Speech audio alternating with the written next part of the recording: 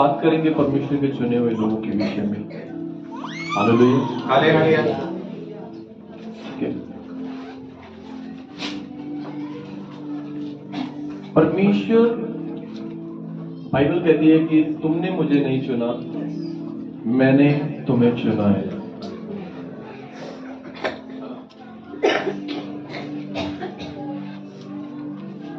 परमेश्वर जब चुनता है, कोई व्यक्ति कहता है कि मुझे परमेश्वर ने नहीं चुना, परमेश्वर की योजनाओं को कोई भी नहीं समझ पाता। और जब परमेश्वर की जो योजनाएं होती हैं उनको जल्दी से कोई व्यक्ति समझ नहीं पाता। अगर आपको परमेश्वर की प्लानिंग अपनी जिंदगी में नहीं समझ आ रही तो आपको एक बात अपनी जिंदगी में बोलना पड़ेगा कि परमेश्वर, मेरी जिंदगी में ये चीजें मुझे समझ नहीं आ रही, ये मेरे लाइफ में क्या चल रहा है, क्या नहीं चल रहा है, क्या कारण है, क्या नहीं है। बस उसको एक ही बात बोलो कि परमेश्वर तेरी मर्जी पूरी हो। आप जब ये बोलते हो ना, परमेश्वर तेरी मर्जी पूरी हो, तो उस टाइम पर हो सकता है आपको रास्ता ना मिले, परमेश्वर की प्लानिंग ना समझ आए, लेकिन आप मसीह जिंदगी में आगे जरूर बढ़ते हो। और जब एक व्यक्ति आगे बढ़ता है तो परमेश्वर ने कुछ प्लान जो है वो आगे बढ़ने के बाद में लोगों को समझ आते हैं।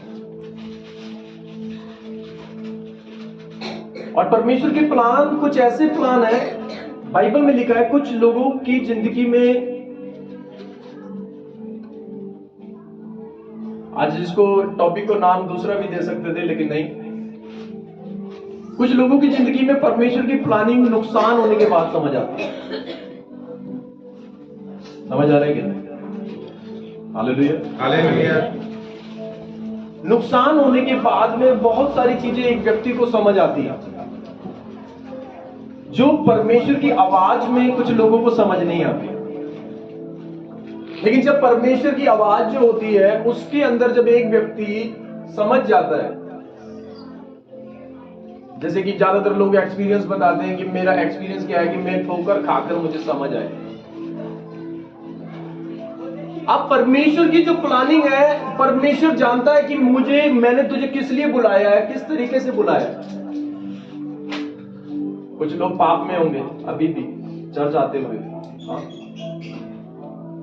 होंगे पाप में, और वो सोचते होंगे शायद मैं पापी हूं। तो एक परमेश्वर की प्लानिंग है जो शायद अभी वो समझ नहीं पा रहे। धर्मी भी नहीं समझ पा रहे और पापी भी समझ नहीं पा रहे। और बाइबल बताती है कि सबसे पहली चीज, आइए मिलकर हम कुछ बातों को आज रोमियो की किताब से पढ़ेंगे। रोमियो उसके 9 अध्याय में आज हम रहेंगे। और परमेश्वर और उसके चुने हुए लोग,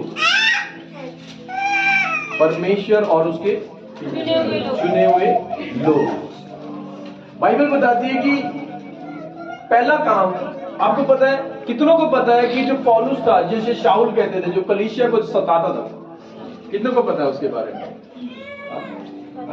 हालेलुया। आपको पता है जब वो कलीसिया को परेशान करता था, हो सकता है कलीसिया को जब परेशान करता था, जब कलीसिया को सताता था, कलीसिया कौन है मुझे बताओ? है? कौन है? आप और मैं कलीसिया है। किसी की शिकायत होगी घर पे, मेरा बेटा मुझे सता रहा है, मेरा डैडी मुझे सता रहा है, मेरा पति मुझे सता रहा है, या आज आपको लग रहा होगा।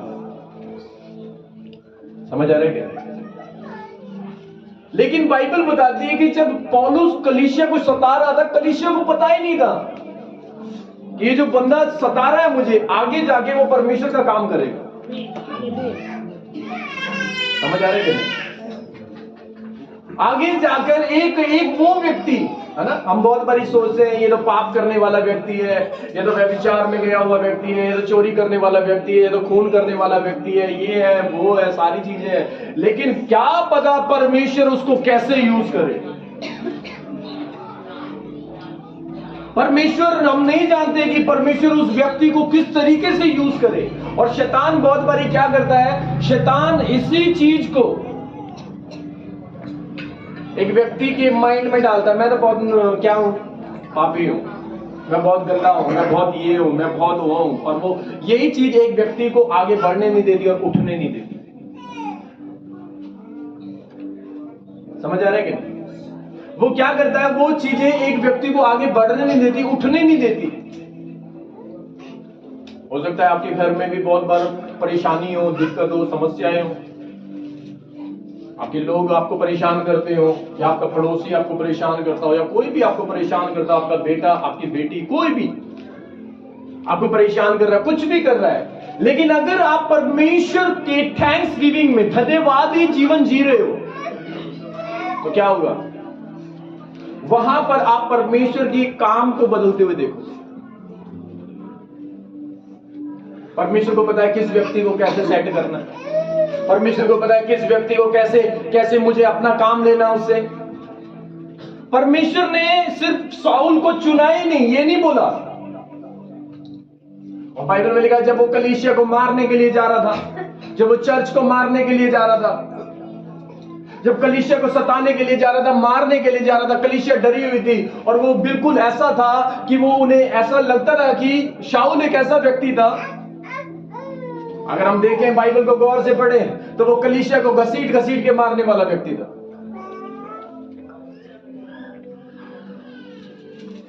लेकिन क्या हुआ, लेकिन जब कलीसिया पूरी डरी हुई थी, चर्च पूरा डर, कलीसिया कौन है, मैं और आप। बहुत सारे लोग आपको मारने की कोशिश करते होंगे, हो सकता है कि आपके परिवार में भी जब आप चर्च में आ रहे हो वो लोग विरोध करने की कोशिश कर रहे हैं, सब कुछ करने की, ये सारी चीजें, तमाम ऐसे विषय। लेकिन बाइबल बताती है कि पौलुस जब कलीसिया को मारने आता था, कलीसिया को ये करने आता था, तो क्या होता था, बाइबल बताती है कि उस टाइम पर एक जब वो कलीसिया को मारने के लिए गया और उसको लेटर था, जैसे कि आजकल वो निकल जाता है अरेस्ट वारंट, है ना, पकड़ने के लिए जो एक पत्र दे दिया जाता है। तो जब कलीसिया को मारने के लिए वो लेटर लेके गए, तो आधे जब रास्ते में जा ही रहा था तो परमेश्वर की एक रोशनी उसके ऊपर पड़ी, और जैसे ही उसके ऊपर रोशनी पड़ी वो अंधा हो गया। क्या हो गया, अंधा हो गया। और वो अंधा हो गया और उसको कुछ दिखाई नहीं दे रहा। अब क्या कर रहा है, वो रास्ते में जा रहा है कलीसिया को मारने के लिए, चर्च को मारने के लिए, कलीसिया को मारने के लिए जा रहा है। और बाइबल बताती है कि अब क्या हो रहा है उसको, अब वो अंधा हो चुका है। अब 3 दिन तक उसकी आंखें नहीं थी, अब वो रो रहा था, मैं क्या करूं, मेरी आंख नहीं है, अब मैं क्या करूं। जिसके पास आंख ना हो वो क्या करेगा।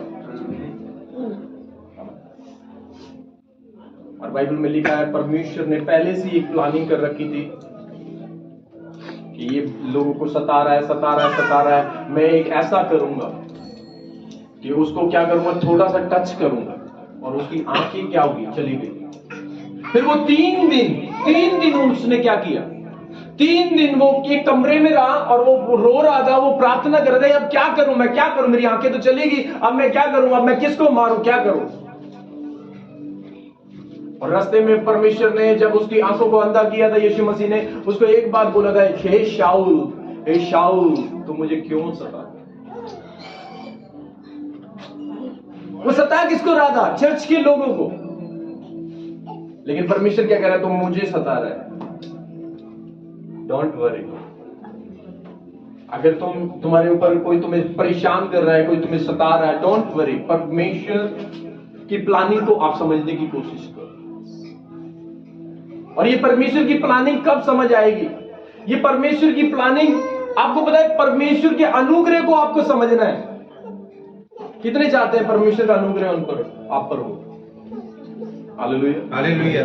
अनुग्रह एक वरदान है, एक वरदान की तरह जिसके अंदर परमेश्वर की मर्जी है। बोलो किसकी मर्जी है, बोलो किसकी मर्जी है, परमेश्वर की मर्जी। परमेश्वर की मर्जी।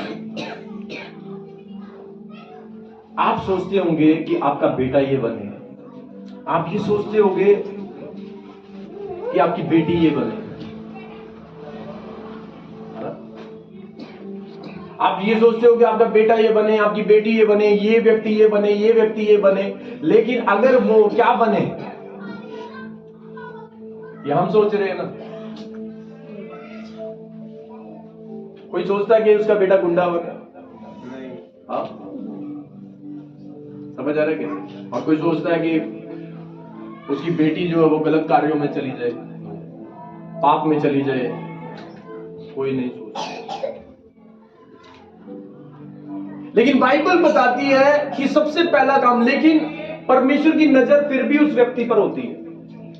परमेश्वर की जो नजरें हैं, परमेश्वर की जो चीजें हैं उस व्यक्ति पर होती है। वो देखता है कि किस तरीके से है और क्या है। एक चीज है, आपको पता है, परमेश्वर का एक दास था जिसको परमेश्वर की एक प्लानिंग समझ आई और उसने क्या किया, बुराई में से भलाई निकाल ली।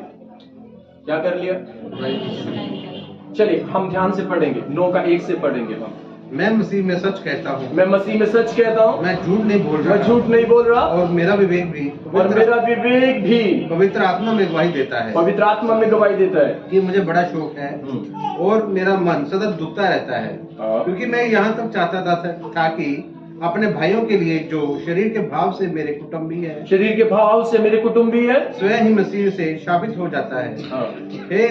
वे इज़राइल है और लेपालकपन का अधिकार और महिमा और वाचाएं, और वे लेपालक का अधिकार और महिमा और वाचाएं और व्यवस्था और उपासना और प्रतिज्ञाएं उन्हीं की है, पुरखे भी उन्हीं के हैं और मसीह भी शरीर के भाव से उन्हीं में से जन्म हुआ। सबके ऊपर परम परमेश्वर युगानुयुग धन्य हो, आमीन। परंतु ये नहीं कि परमेश्वर का वचन टल गया, इसलिए कि जो इज़राइल के वंश के हैं वे सब इज़राइली नहीं, और न अब्राहम के वंश होने के कारण सब उसकी संतान ठहरे, परंतु लिखा है कि इसहाक ही से तेरा वंश कहलाएगा। अर्थात शरीर की संतान परमेश्वर की संतान नहीं, परंतु प्रतिज्ञा की संतान वंश गिने जाते हैं।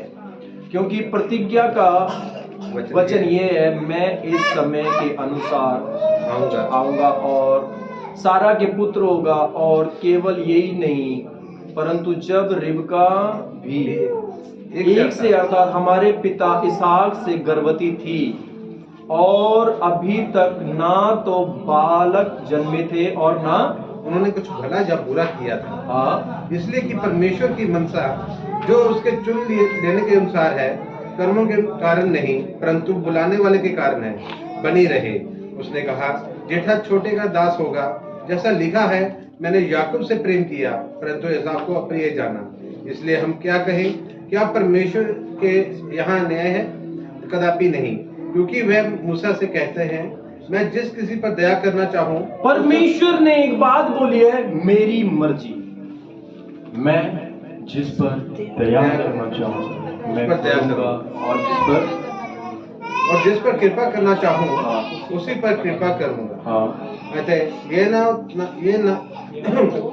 तो चाहने वाले की, ये ना तो चाहने वाले की, ना दौड़ने वाले की, परंतु दया करने वाले परमेश्वर की बात है।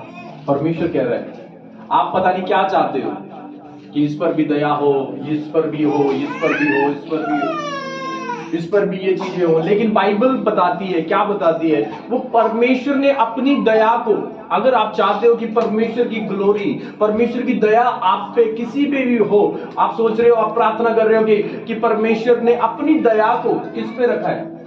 अपनी मर्जी में। किस में रखा है? अपनी मर्जी में रखा है। जैसे परमेश्वर ने पवित्र आत्मा के वरदानों को अपनी मर्जी में रखा है, वैसे ही बाइबल बताती है कि परमेश्वर ने दया को, अनुग्रह को क्या किया? अपनी मर्जी। ध्यान से पढ़ेंगे इसको, क्योंकि वह 15 को पढ़ेंगे, क्योंकि वह मूसा से कहते हैं, मैं जिस किसी पर दया करना चाहूँ उस पर दया करूंगा, और जिस किसी पर कृपा करना चाहूँ उसी पर कृपा करूंगा।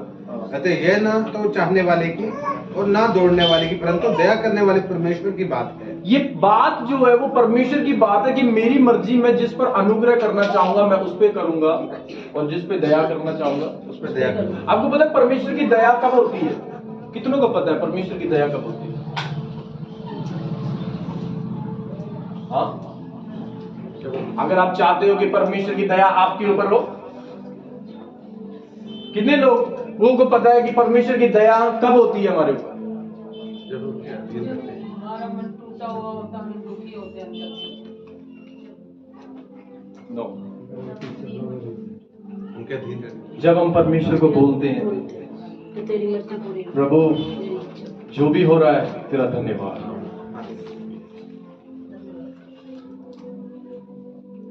प्रभु जो भी हो रहा है तेरा धन्यवाद, परमेश्वर जो भी हो रहा है तेरा धन्यवाद। आपको पता है परमेश्वर, जब कुछ लोगों ने पाप किया था पुराने समय में, और जब पाप करने के बाद में क्या हुआ, वहां पर बाइबल बताती है कि वहां पे क्या हुआ, जब लोगों को उनके ऊपर संकट आ गया, परेशानी आ गई, दिक्कत आ गई, और जब परमेश्वर का नबी कहता है कि प्रार्थना करो, फास्टिंग करो और रो उसके आगे, और कुछ लोग प्रार्थना करते हैं और रोते हैं, फास्टिंग भी करते हैं, लेकिन उन पे भी दया नहीं होती। लेकिन वहां पर लिखा है, क्या जाने परमेश्वर तुम पर पलट के दया करे। इसका मतलब है कि जब तुम परेशानियों में हो, जब तुम दिक्कतों में हो, जब तुम समस्याओं में हो, जब तुम परेशानियों में हो, और परेशानियों के अंदर तुम परमेश्वर को बोलोगे कि खुदा मैं परमेश्वर तेरा धन्यवाद देता हूं, मैं तेरी मर्जी को नहीं समझ पा रहा, मैं तेरी प्लानिंग को नहीं समझ पा रहा हूं, मेरा बेटा नशों में, मेरी बेटी बुरे कामों में, मेरी पत्नी, मेरा पति इन सारी चीजों में मैं नहीं समझ पा रहा। अभी यहां से हम चलेंगे होशे की किताब में, और होशे की किताब के अंदर परमेश्वर ने एक व्यक्ति को बोला। आपको पता है पहले परमेश्वर बर्बाद करता है अगर व्यक्ति नहीं समझता बातों से तो, और फिर बर्बाद करने के बाद उसे फिर ब्लेसिंग देता है। इसको ऐसे भी कह सकते हैं, बातों से मान जाए तो थप्पड़ से मानेगा। हाँ, बातों से मान जाए या तो, समझ आ रहा है कि नहीं? बाइबल बताती है परमेश्वर की जो मर्जी है, परमेश्वर का जो अनुग्रह है। आपको पता है अनुग्रह किसमें है? अनुग्रह है प्रभु जो भी मेरे साथ हो रहा है, जो भी मेरे साथ हो रहा है तेरा धन्यवाद। लेकिन एक वचन निकालकर जल्दी से पढ़े, परमेश्वर का वचन में हम लोग रहेंगे, योएल नबी की किताब, और फिर हम होशे में भी रहेंगे। योएल 2 अध्याय कोई भी निकाले।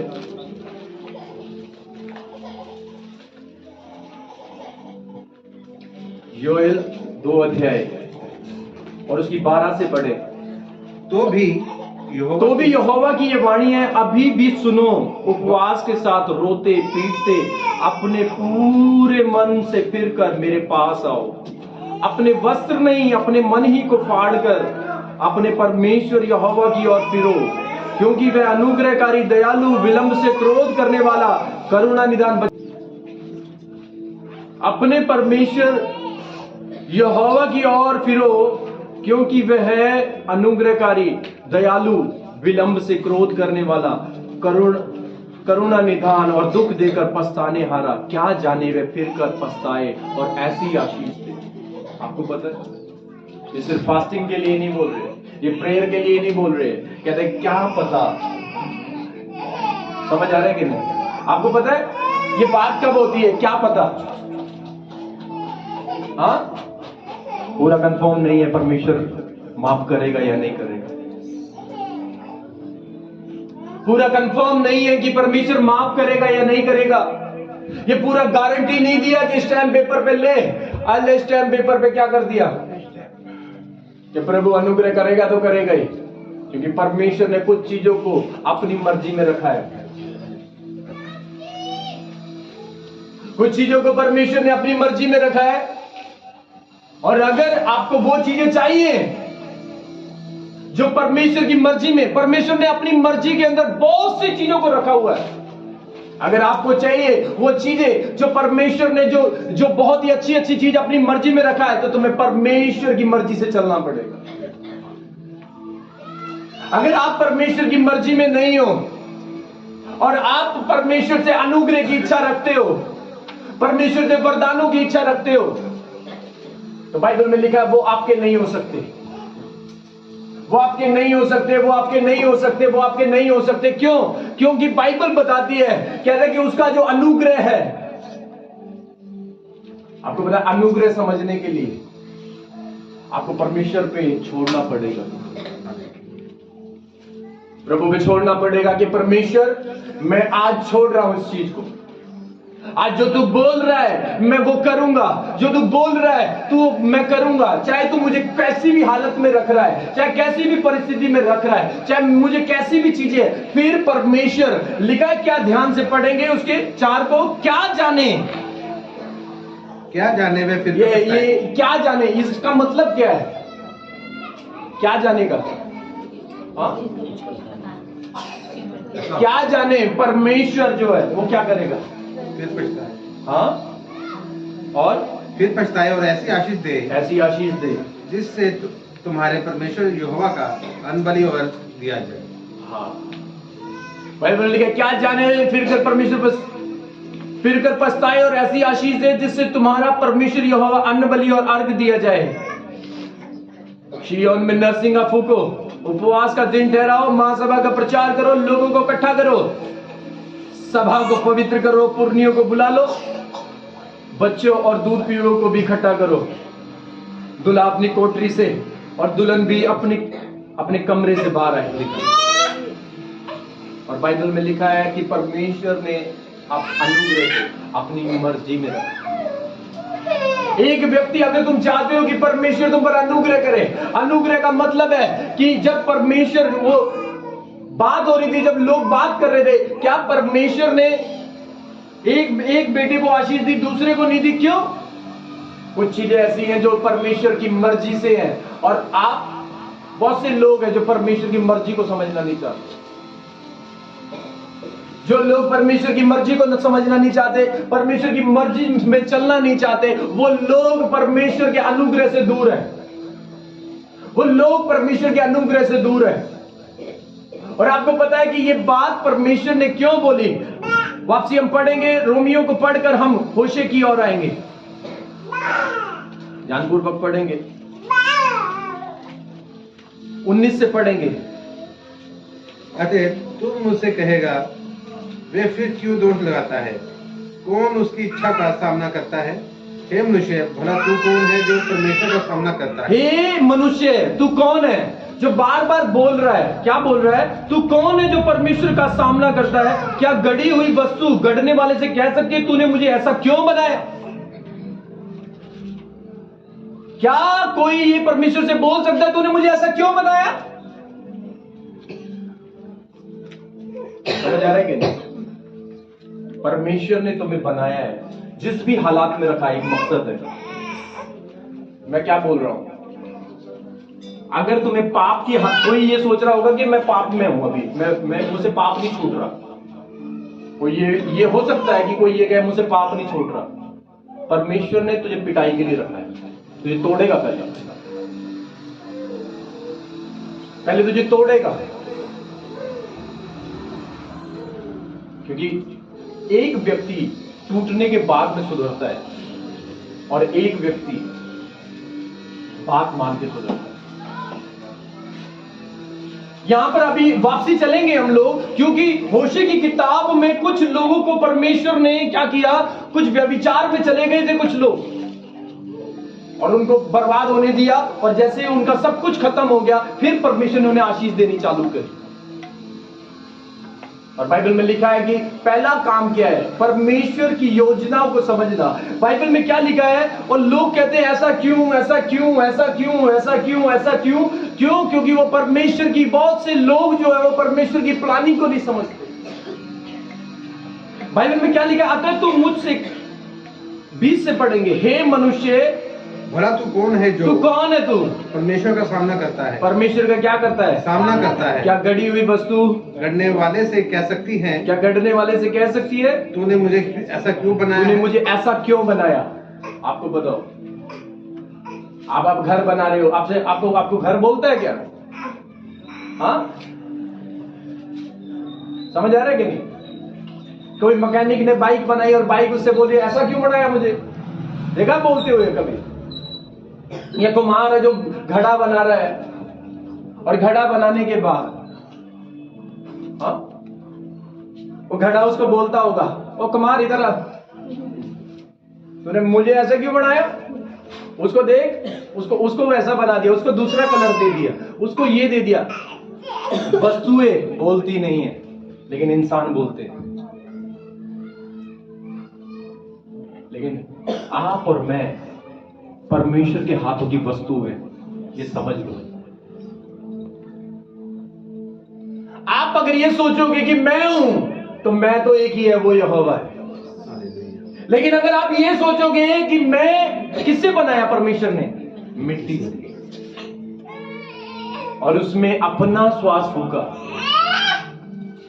और श्वास का मतलब है परमेश्वर का आत्मा फूका। और परमेश्वर ने आत्मा इसलिए नहीं दिया कि अपनी मर्जी से चले। Hallelujah, hallelujah. बाइबल बताती है कि सबसे इंपॉर्टेंट जो चीज है वो क्या होता है कि जब एक व्यक्ति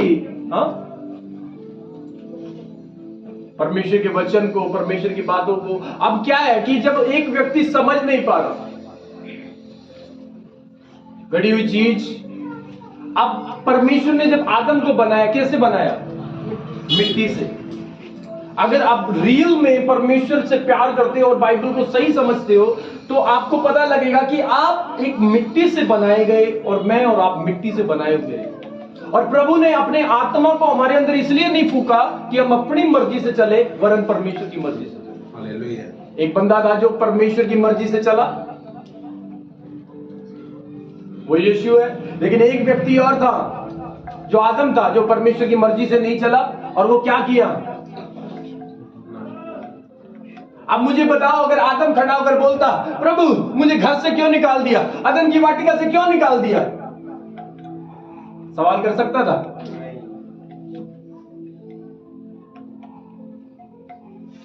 कुछ लोग ज्यादा ज्ञानवान होते हैं, बाइबल पढ़ते हुए कहते हैं, वो बहस करते हैं, वो कहते हैं अगर परमेश्वर को पता तो वो पेड़ ही क्यों लगाया?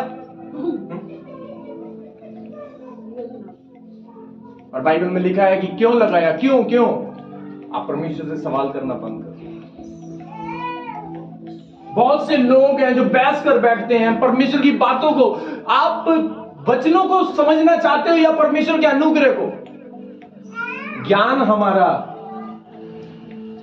ज्ञान से दिमाग फटता है, लेकिन अनुग्रह से जीवन बचता है। और बाइबल में लिखा है जब परमेश्वर का अनुग्रह हम पर होगा, और बाइबल में लिखा है जब एक व्यक्ति पर परमेश्वर का अनुग्रह होता है, किस पर होता है?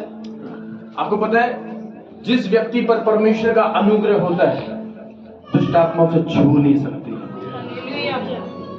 और आपको पता है परमेश्वर ने अपने अनुग्रह को किस पे रखा है? आपको पता है? अनाथों पर, विधवाओं पर।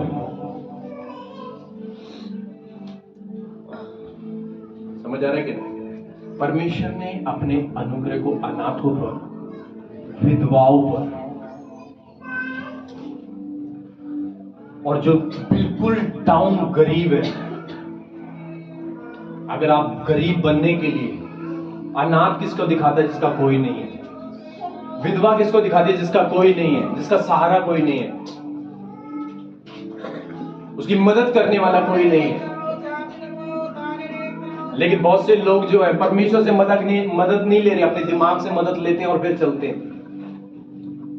और बाइबल में लिखा है, इसीलिए परमेश्वर ने बहुत बार बोली है, जिनका अनाथों का कोई सहारा नहीं होता, विधवाओं का कोई सहारा नहीं होता, लेकिन इसीलिए परमेश्वर ने बोला तू अपनी समझ का सहारा ना लेना, वरन संपूर्ण मन से। कुछ लोग जो अपनी समझ का सहारा लेते हैं, आपको पता है कि उनकी परमेश्वर हेल्प नहीं करता। वो परमेश्वर के अनुग्रह को समझ नहीं सकते, वो अपने दिमाग से चलते हैं और परमेश्वर का अनुग्रह जो है आज भी उनसे दूर है। और बाइबल बताती है सबसे पहली चीज जो है, परमेश्वर का जो वचन हमें बताता है, और ये सारी चीजों के लिए जब परमेश्वर ने क्या किया, गढ़ी हुई जितनी भी चीजें हैं वो बोल नहीं सकती। ध्यान से पढ़ेंगे 20 आयत को। हे मनुष्य, भला तू कौन है जो परमेश्वर का सामना करता है? क्या गढ़ी हुई वस्तुएं गढ़ने वाले से कह सकती हैं, तूने मुझे ऐसा क्यों बनाया है? क्या कुम्हार को मिट्टी पर अधिकार नहीं कि एक ही लोंदे में से एक बर्तन आदर के लिए और दूसरे को अनादर के लिए बनाए? तो इसमें कौन सी आश्चर्य की बात है कि परमेश्वर ने अपना क्रोध दिखाने और अपने सामर्थ्य प्रकट करने की इच्छा से क्रोध के बर्तनों की जो विनाश के लिए तैयार किए गए थे बड़े धीरज से सही, और दया के बर्तनों पर जिन्हें उसने महिमा के लिए पहले से दो बर्तन बनाए। एक बर्तन बनाया जिस पर गुस्सा दिखाए और एक नहीं माने। एक बर्तन पर गुस्सा दिखाया जा रहा है और एक पर आप सोच रहे होंगे कि पता नहीं मेरे ऊपर परमेश्वर ने सारा गुस्सा मुझ पे ही उतार दिया क्या? आपको पता है परमेश्वर का गुस्सा हमें तोड़ता है और नया बनाता है। अगर ये बात आपको समझ आ जाए, थोड़ी देर की बात है बस। कुछ लोगों पर है परमेश्वर का गुस्सा और कुछ लोगों से परमेश्वर बहुत प्यार करता है। कुछ लोगों पर परमेश्वर का गुस्सा है और आपको पता है गुस्सा कब तक है। पढ़ेंगे अब यहां पर एक और पढ़ेंगे ध्यान से,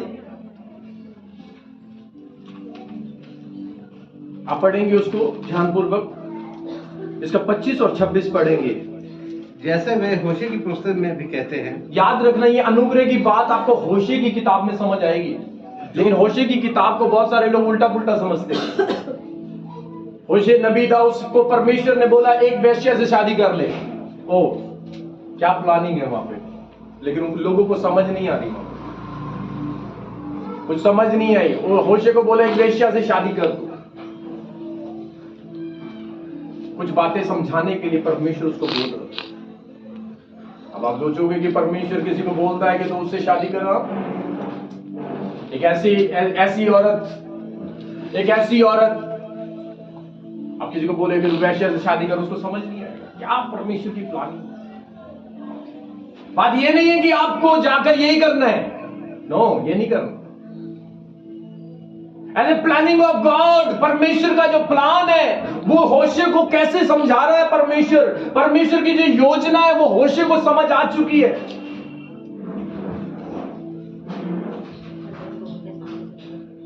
समझ आ चुकी है। और जब तक एक व्यक्ति को परमेश्वर की योजना समझ नहीं आएगी, परमेश्वर की प्लानिंग समझ नहीं आएगी, वो परमेश्वर की तमाम आशीषों को और परमेश्वर के अनुग्रह को अपने जीवन में नहीं देख सकता। और बाइबल में लिखा है कि यहां पर पढ़ेंगे ध्यानपूर्वक, जैसे वे होशे की पुस्तक में भी कहते हैं जो मेरी प्रजा नहीं थी उन्हें मैं अपनी प्रजा कहूंगा। कहता है कि जो परमेश्वर ने बोला निकल जाओ तुम पाप करते हो, अब उन्हीं व्यक्तियों को परमेश्वर कह रहा है आ जाओ। समझ आ रहा है कि नहीं? अब यहां पर बैठ के सोच रहे हो परमेश्वर ने जिनको भगा दिया फिर वापसी बुला रहा है। परमेश्वर ने जिनको भगा दिया उनको वापसी बुला रहे हैं। लेकिन एक बात याद रखना, परमेश्वर ने उन्हें तोड़ा फिर बुलाया। अगर पाप बर्बादी करता है, ये परमेश्वर नहीं था, लेकिन उनकी पाप की वजह से बर्बादी हो रही थी। और क्या लिखा है आगे ध्यान से पढ़ेंगे 26 को। और ऐसा होगा कि जिस जगह में उनसे ये कहा गया था कि तुम मेरी प्रजा नहीं हो, जिस जगह उनको बोला था तुम मेरी प्रजा नहीं हो, तुम मेरे लोग नहीं हो, परमेश्वर ने बोला जाओ यहां से, तुम मेरे लोग नहीं हो क्योंकि तुम पाप में हो, तुम गुनाह में हो, मेरे लोग नहीं हो तुम। और आगे उसी जगह वे जीवते परमेश्वर की संतान कहलाएंगे। हाँ, पहले परमेश्वर ने मना किया और अब क्या कह रहा है परमेश्वर कि तुम परमेश्वर के बेटे और बेटियां हो जाओगे। किनको? जिनको पहले बोला था तुम मेरे बेटे नहीं हो, तुम मेरी बेटियां नहीं हो, तुम ये नहीं हो, वो नहीं हो। और बाइबल में लिखा है, जब होशे की किताब को हम पढ़ते हैं, होशे की किताब में हम पढ़ेंगे होशे उसका 1 अध्याय और उसकी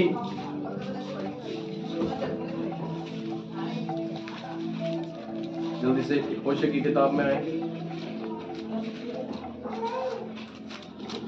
और उसका 1 अध्याय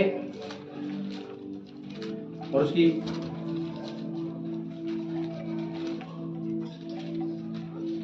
2 से पढ़ेंगे। जब यहोवा ने होशे के द्वारा पहले पहल बातें की, जब यहोवा ने होशे के द्वारा पहले पहल बातें की, तब उसने होशे से ये कहा, होशे से ये कहा, जाकर एक वेश्या को अपनी पत्नी बना ले, जा एक वेश्या से शादी कर और उसको अपनी पत्नी बना ले, और उसके कुकर्म के बच्चों को अपने बच्चे कर ले, उसके कुकर्म के बच्चों को अपने बच्चे कर ले, क्योंकि ये देह यहोवा के पीछे चलना छोड़कर वेश्या का सा बहुत काम करता है। ये लोग जो है परमेश्वर के पीछे चलना छोड़ दिया और वेश्या का सा बहुत काम करते हैं। परमेश्वर इस व्यक्ति को ऐसा करने को इसलिए बोल रहे हैं क्योंकि इसको कुछ चीजें समझ आ जाए। और बाइबल में लिखा है कि वो वैश्य का सा और उसके बच्चों को भी अपने बच्चे कर ले। आपको लोग नहीं समझ पाएंगे इस बात। और बाइबल बताती है कि परमेश्वर ने उसको बोला कि तुझे ऐसा करना। आगे क्या लिखा है? अतः उसने जाकर दिबलेम की बेटी गोमेर को अपनी पत्नी कर लिया। एक स्त्री को जिसको बोला परमेश्वर ने उसे पत्नी बना लिया और वह उससे गर्भवती हुई। हाँ। और उसके एक पुत्र उत्पन्न हुआ। तब यहोवा ने उससे कहा, उसका नाम जिज्रेल रख, क्योंकि थोड़े ही काल में मैं येहू के घराने को जिज्रेल की हत्या का दंड दूंगा और मैं इजराइल के घराने के राज्य का अंत कर दूंगा। उस समय जिज्रेल की तराई में इजराइल के धनुष को तोड़ डालूंगा। वह स्त्री फिर गर्भवती हुई, उसके एक बेटी उत्पन्न हुई। यहाँ बेटों के जो नाम, उन्होंने बच्चों के जो नाम रखे गए थे, वो नाम के पीछे क्या क्या कारण था? नाम के पीछे था, जब हम पढ़ते हैं इसको तो नाम के पीछे भी क्या है? 6 में जब हम पढ़ते हैं उसको ध्यान से पढ़े। वह स्त्री फिर गर्भवती हुई और उसके एक बेटी उत्पन्न हुई। बेटी उत्पन्न हुई। तब यहोवा ने होशे से कहा, हाँ। उसका नाम लोरुहामा रख। क्या रख? लोरुहामा। लोरुहामा। लोरुहामा का मतलब वो होता है जिस पर दया नहीं हुई। बच्चे का नाम क्या रखा? क्या नाम रखा? लोरुहामा। और बच्चे को जब भी उसको लोरुहामा बोलेंगे ना तो ऐसा कहेंगे इस पे ना दया नहीं हुई। इस बच्चे पर क्या है नाम है? इस पे दया। प्रभु ने नाम कैसा रखा उसका? लोरुहामा। और इसका मतलब क्या है? इस पे दया नहीं हुई। क्या परमेश्वर बच्चों पर दया नहीं? लेकिन एक रीजन था, उनको बता रहा था परमेश्वर कि इस पर दया नहीं हुई। और बाइबल बताती है कि उसको क्या था, क्या नाम था उसका? लोरुहामा। आगे पढ़े। क्योंकि मैं इजराइल के घराने पर फिर कभी दया करने उनका अपराध किसी प्रकार से क्षमा ना करूं। परमेश्वर कह रहा है कि मैं उन पर दया नहीं करूंगा, उनका पाप माफ नहीं करूंगा, कुछ भी नहीं करूंगा, मैं कुछ भी नहीं करूंगा। आगे। परंतु यहूदा के घराने पर मैं दया करूंगा और उनका उद्धार करूंगा। उनका उद्धार न धनुष या तलवार या युद्ध या घोड़ों या सवारों के द्वारा नहीं, परंतु उनके परमेश्वर यहोवा के द्वारा करूंगा। जब उस स्त्री ने लोरुहामा का दूध छुड़ाया तब वह गर्भवती हुई। फिर वो माँ बनी और उससे एक पुत्र उत्पन्न हुआ, एक बेटा पैदा हुआ। तब यहोवा ने कहा, इसका नाम लोअम्मी रख। लोअम्मी रख। अर्थात लोअम्मी का मतलब है अर्थात मेरी प्रजा नहीं है, ये मेरे लोग नहीं है। परमेश्वर कहता है ये जो तेरा बेटा ये भी मेरा नहीं है, इसका नाम ये था, ये भी मेरा नहीं है ना? अब परमेश्वर का नबी, परमेश्वर का जो नबी था, जो परमेश्वर का नबी, और बाइबल में लिखा है कि परमेश्वर जिस नबी को शादी करने को बोलता है, जिस नबी के द्वारा वो बच्चे पैदा होते हैं, उनको ऐसे ऐसे नाम दे रहा है परमेश्वर, ये मेरे नहीं है, ये मेरे नहीं है। उसके पीछे परमेश्वर का एक प्लानिंग। आगे क्या लिखा है? क्योंकि तुम लोग मेरी प्रजा नहीं, तुम लोग जो है क्या नहीं प्रजा नहीं हो, हाँ। और ना मैं तुम्हारा परमेश्वर रहूंगा। कहते हैं तुम मेरे लोग नहीं और मैं तुम्हारा परमेश्वर रहूंगा नहीं। और जब परमेश्वर ही नहीं है तो फिर वो दया कैसे करेगा, अनुग्रह कैसे करेगा? और क्या लिखा है फिर 10 से पढ़ेंगे। तो भी इजराइलियों की गिनती समुद्र की बालू की सी हो जाएगी, हाँ। जिनका मापना गिनना अनहोना है। हाँ। और जिस स्थान में उनसे ये कहा जाता था तुम मेरी प्रजा नहीं हो, उस स्थान में वे जीवित परमेश्वर के पुत्र कहलाएंगे। तब ये यहूदी और बस। इजरायली आपको पता है, एक व्यक्ति परमेश्वर के अनुग्रह को कब समझता है? जब वो शांत होकर, जब पूरा बर्बाद हो जाता है, तब परमेश्वर की बात उसको समझ आती है। कुछ लोगों को जब पूरे बर्बाद हो जाते हैं, तब उनको परमेश्वर की पूरी बात समझ आती है। इस 2 अध्याय को आप घर से पढ़ लेना। 2 अध्याय के अंदर पहले जो है, परमेश्वर ने क्या किया, इनको छोड़ दिया और ये व्यभिचार में चले गए, ये मूर्ति पूजा में चले गए, ये बहुत सारे ऐसे कामों में चले गए। और जाने के बाद में इनकी कंडीशन इतनी खराब हो चुकी थी, इनकी कंडीशन इतनी बर्बाद हो चुकी थी। और बाइबल में लिखा है कि जो कुछ इनके पास था, क्या हुआ? बर्बाद होता जा रहा है। और फिर बर्बाद, जब एक भी इंसान बर्बाद हो जाता है ना, जब किसी इंसान के पास कुछ होता है ना, तो वो घमंड करता है। और बाइबल में लिखा है परमेश्वर एक ही व्यक्ति पर अनुग्रह नहीं करता, और वो है घमंडी। एक ही व्यक्ति पर परमेश्वर अनुग्रह नहीं करता, और वो है घमंडी। और बाइबल में लिखा है, यहां पर क्या लिखा है, ध्यान से पढ़ेंगे। 2 से पढ़ें। अपनी माता से वाद विवाद करो। 2 से पढ़ रहा हूं। क्योंकि वे मेरी स्त्री नहीं है और ना मैं उसका पति हूं। वे अपने मुंह पर से और अपने छिनालेपन को और अपनी छातियों के बीच में से वे विचार को अलग करे, नहीं तो मैं उसके वस्त्र उतार को उसको जन्म के दिन के समान नंगी कर दूंगा और उसको मरुस्थल के समान और मरुभूमि सरीखी बनाऊंगा और उसे प्यास से मार डालूंगा। उसके बच्चों पर भी मैं दया ना करूंगा, क्योंकि वे कुकर्म के लड़के हैं। उनकी माता ने छिनाला किया है, जिसके गर्भ में वे पड़े, उसने लज्जा के योग्य काम किया है। उसने कहा मेरे यार जो मुझे रोटी पानी ऊन सन तेल और मत देते हैं, मैं उन्हीं के पीछे चलूंगी। इनके दिमाग में पता है क्या है? जिन देवताओं के पीछे चल रही है, ये सोच रही है कि मुझे वो दे रहे हैं। इनके दिमाग में ये चल रहा है। कहते जिन देवताओं के पीछे, जिन चीजों के पीछे ये चल रहे थे, ये नबी, ये जो इजराइल चल रहा था, ये सोच रहे थे ये मेरे कौन दे रहे हैं? ये वो दे रहे हैं जिनकी मैं उपासना कर रहा हूं। परमेश्वर ने कहता रुक, अभी रुक। अगर ये सामर्थी है, अगर ये ताकतवर है, तो मैं अभी खत्म करूंगा, वो तुम्हें दे के दिखाई। और बाइबल में क्या लिखा है, आगे क्या लिखा है यहाँ पर? इसलिए देखो, मैं उसके मार्ग को कांटों से घेरूंगा। अब क्या हो गया? मैं उसके मार्ग को कांटों से घेरूंगा और ऐसा बाड़ा खड़ा करूंगा वह राह ना पा सकेगी। हाँ। वे अपने यारों के पीछे चलने से भी उन्हें ना पाएगी। हाँ। और उन्हें ढूंढने से भी ना पाएगी। तब वह कहेगी मैं अपने पहले पति के पास लौट जाऊंगी। क्या करूंगी? पहले पति के पास। ये बर्बादी का दिन है। जब लोग बर्बाद होते हैं तब यीशु के पास आते हैं। जब उनको कोई भी लोग कहते हैं मैंने तो यहाँ दिखा लिया, ये कर लिया, वो कर लिया, कोई आराम नहीं हुआ, किसी ने नहीं सुनी। पता क्यों बर्बादी है? क्योंकि वो परमेश्वर को उसकी आवाज नहीं सुनते। आपको पता है चर्च में बर्बादी लोग आते हैं, जिनके घर बर्बाद हो जाते हैं, जिनके परिवार बर्बाद है, जिनका फाइनेंस बर्बाद है, जो जिन्हों को बीमारियों ने बर्बाद किया हुआ है, जिनके घर को लड़ाइयों ने बर्बाद किया है, झगड़ों ने बर्बाद किया है, इन चीजों ने बर्बाद किया हुआ है। और ये बर्बादी का कारण क्या था? ये बर्बादी का कारण ही यही था कि इन लोगों ने परमेश्वर का हाथ छोड़कर गलत संगति में चले गए। परमेश्वर का हाथ छोड़कर दूसरों से रिश्ता जोड़ लिया, और जो सच्चा खुदा है, जो रियल में परमेश्वर है, उसको छोड़ दिया। अगर ये रियल में वो होते तो इनको बचाते नहीं। अब यहां क्या हो रहा है? इनकी बर्बादी हो रही है। क्या हो रही है? बर्बादी। आपको पता है नीति वचन कहता है महिमा पाने से पहले क्या आता है?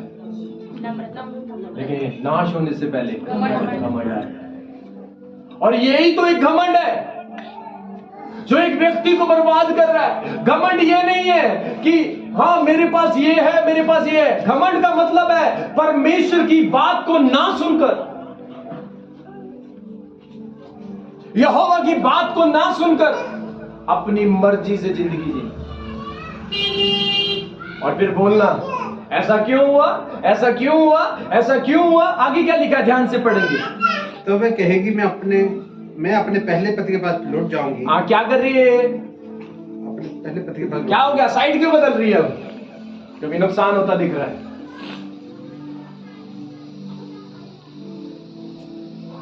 नुकसान हो रहा है।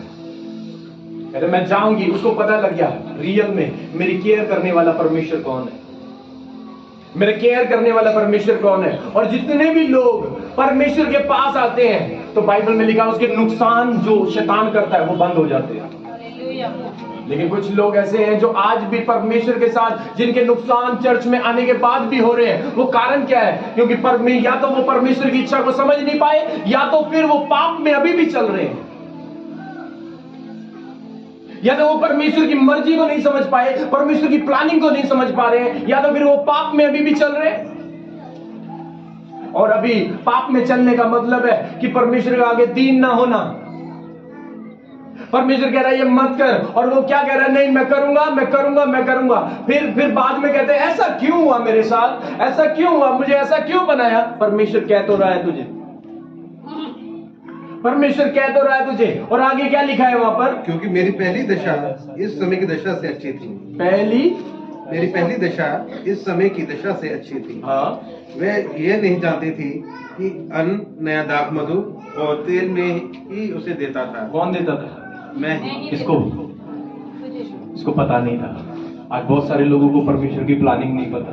वो क्या सोच रही थी कि मैं यहाँ देवताओं के पास चली गई हूँ, ये मुझे दे रहे हैं, तो उसको पता ही नहीं था।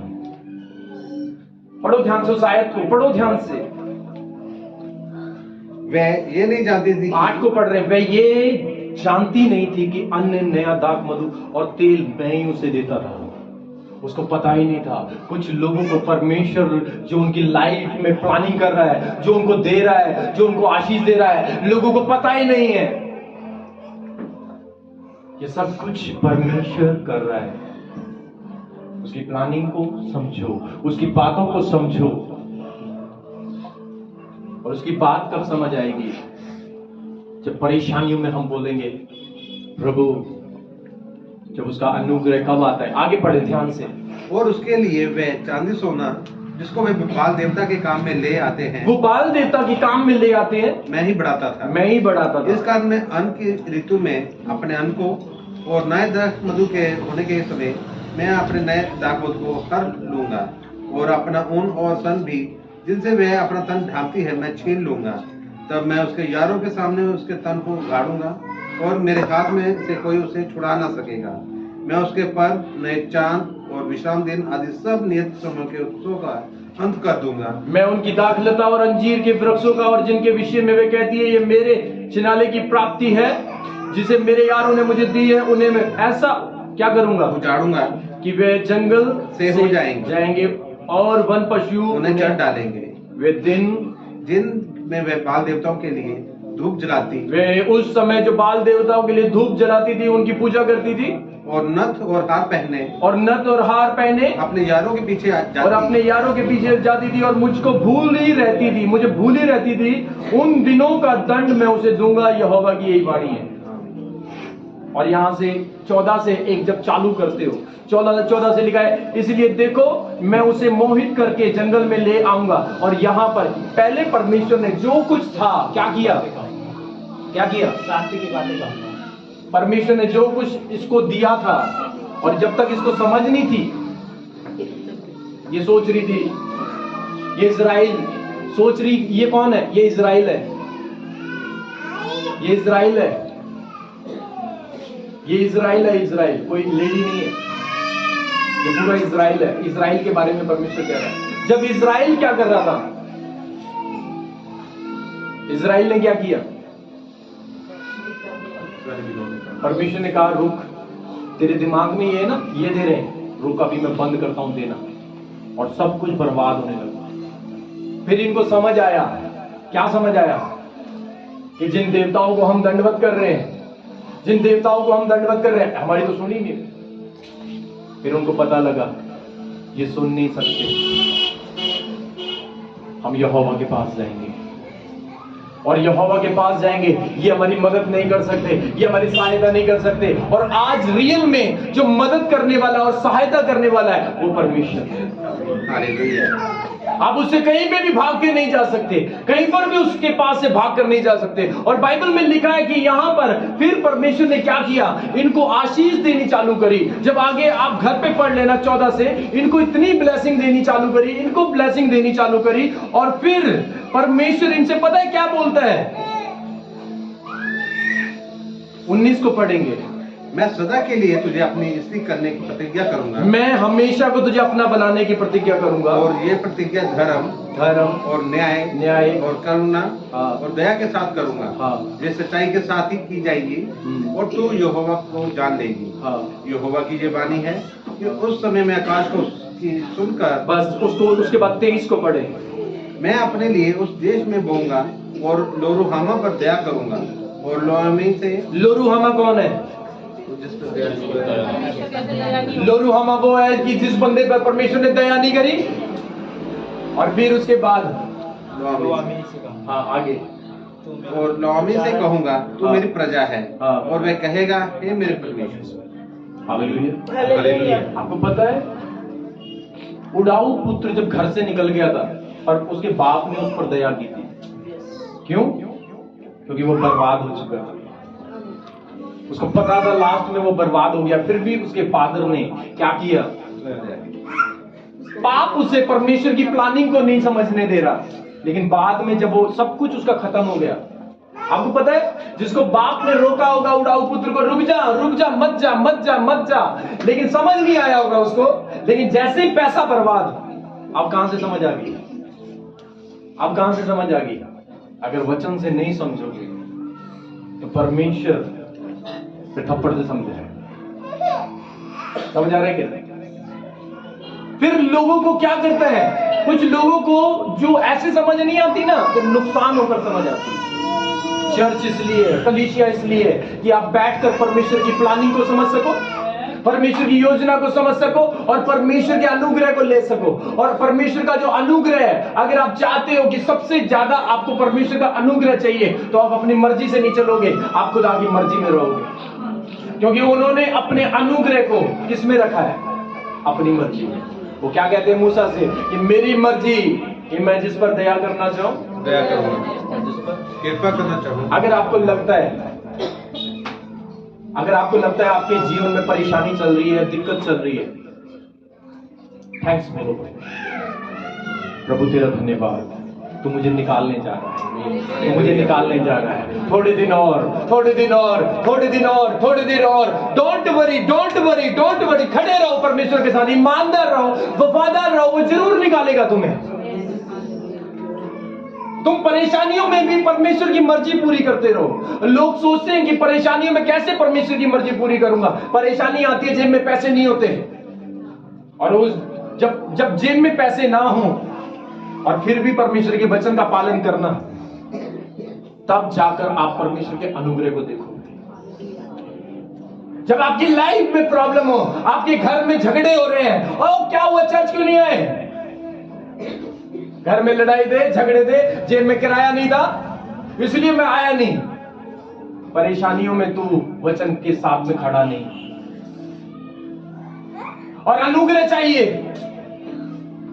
परेशानियों के अंदर जब तुम खुदा के साथ खड़े रहोगे, जब परमेश्वर के साथ वफादार रहोगे, ईमानदार रहोगे, और बाइबल में लिखा है कि जब परेशानियों के साथ में, दिक्कतों के साथ में परमेश्वर के साथ में खड़े रहना। तेरी बॉडी बीमार है, तू थक रहा है, और थकने के बाद में तूने प्रेयर करनी नहीं छोड़ी। तेरे घर में कलेश हुआ, परेशानी हुई, तेरी बेटा लड़ा, तेरी बेटी लड़ी, तेरा बाप लड़ा, तेरी माँ लड़ी, सब लड़ाई, तेरे पड़ोसी लड़ रहे, और लेकिन तूने प्रार्थना करनी नहीं छोड़ी,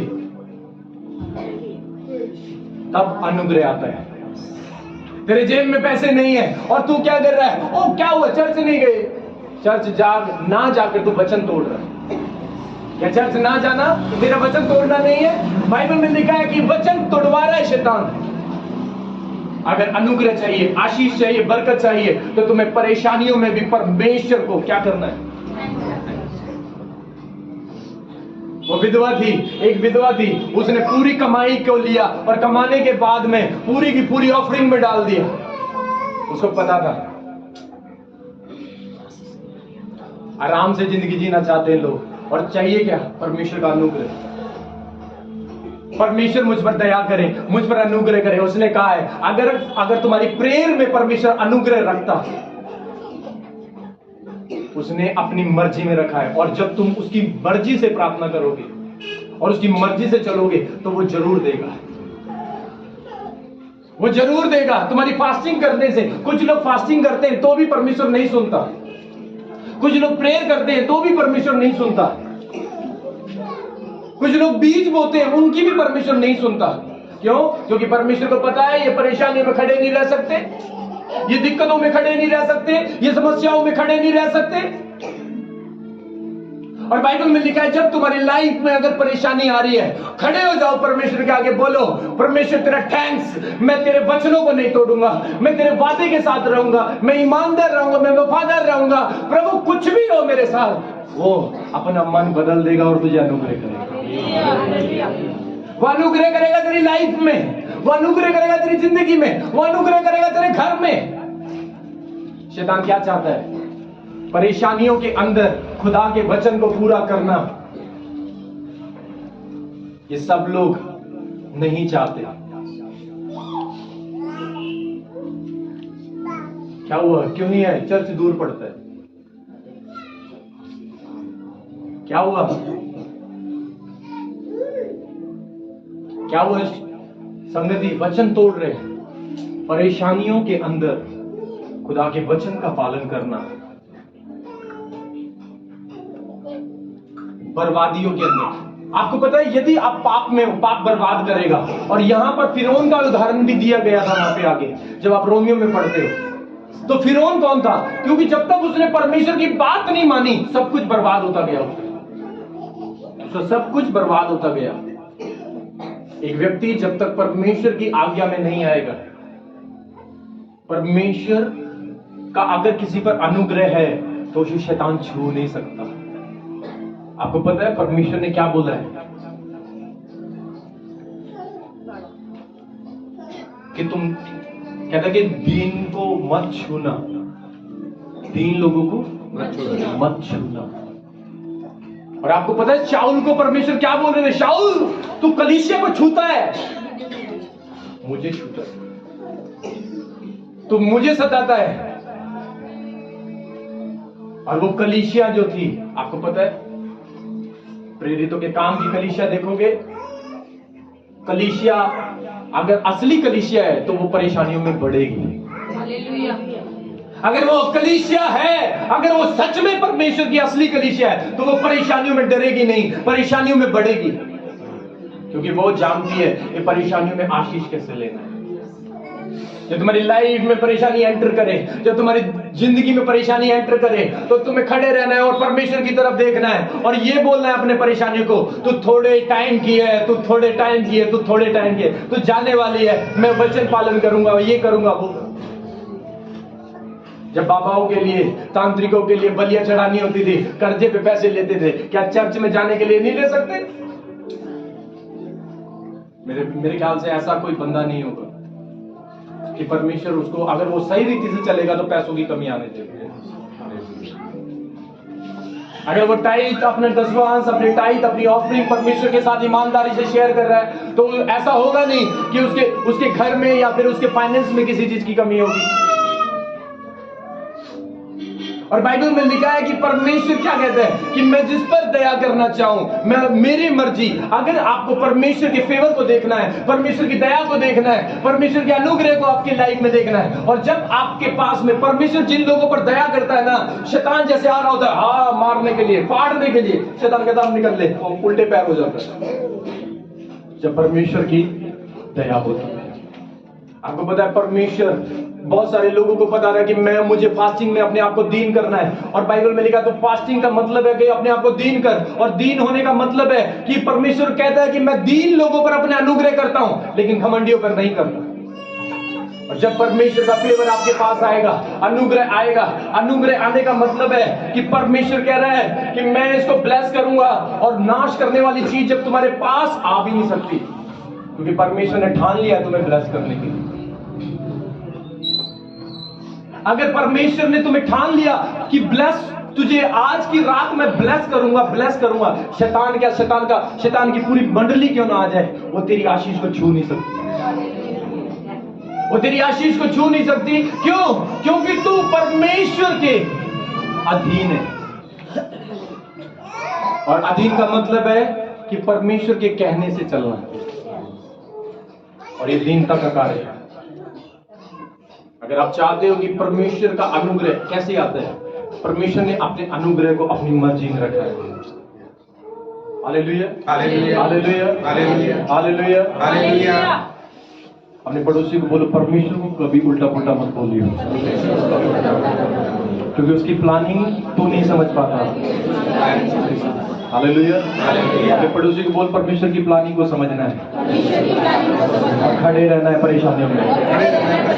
हालेलुया, हालेलुया। अगर आप परेशानियों में खड़े हो तो आपको परमेश्वर की योजना समझ आने की जरूरत है। अगर आप परमेश्वर के साथ में खड़े हो तो परमेश्वर, परेशानियों में आप खड़े रहोगे, परमेश्वर की योजना आपको समझ आने लगेगी,